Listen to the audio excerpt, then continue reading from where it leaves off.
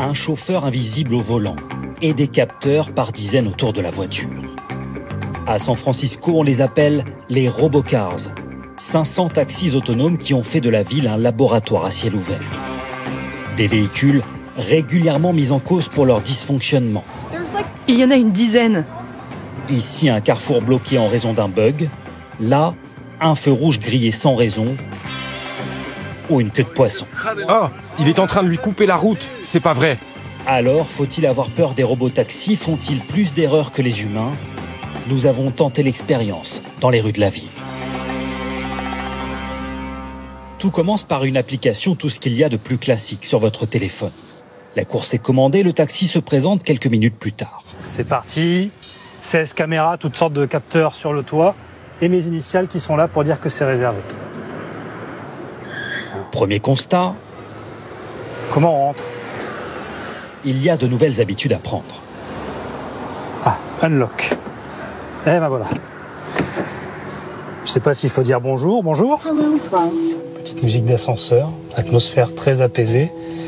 Et quand vous êtes prêt, donc, un petit écran qui se situe juste devant vous pour commencer la course.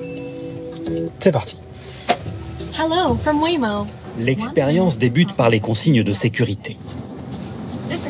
Avec cette course, vous êtes projeté dans le futur. Mais ça ne vous exempte pas de boucler votre ceinture. Il est également rappelé de ne toucher ni le volant ni les pédales. La voiture respecte les limitations, mais toujours son clignotant, et peut détecter, comme ici, un passant qui se décide à traverser même tardivement. Sur l'écran, ces blocs blancs représentent tous les véhicules ou piétons qui entrent dans le champ de vision des capteurs. Alors si vous n'aimez pas être dérangé pendant votre course, franchement c'est idéal. Si vous aimez discuter avec le chauffeur, en revanche, on peut se dire que le robot n'a pour l'instant pas le même niveau de conversation. En revanche, il vous propose de choisir la musique et c'est déjà pas mal. Mais dans une montée, ça se complique derrière ces vélos. On va voir s'il essaye de les doubler ou pas.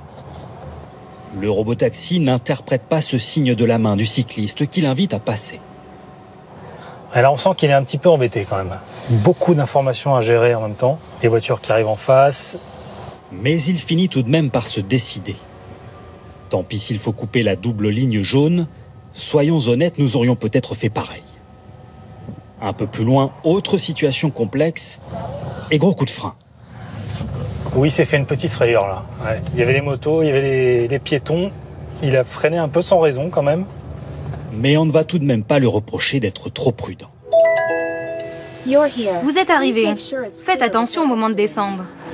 Eh bien, nous voici arrivés au magnifique Golden Gate Bridge à destination. Ça s'est très bien passé pour nous, mais vous allez voir que ça n'est pas toujours le cas et que ces robotaxis, eh bien, ils font débat ici à San Francisco. Sur les réseaux sociaux, pas un jour ou presque sans qu'un incident soit signalé. Encore une de ces satanées voitures qui bloquent la rue en bas. Ce robotaxi n'a pas détecté les travaux devant lui et s'est retrouvé les 4 roues dans le béton fraîchement coulé. Si certaines situations prêtent à sourire, d'autres sont plus inquiétantes, comme cet accident avec un véhicule d'urgence qui a provoqué la colère des pompiers. Alors, des activistes ont lancé l'opération Licorne, en inhibant les voitures à l'aide de simples plots placés sur le capot. D'autres exprimant leur mécontentement de façon beaucoup plus radicale. Malgré les dysfonctionnements, l'État de Californie vient d'autoriser les sociétés de robotaxi à étendre leur activité, ce qui divise les habitants de la ville.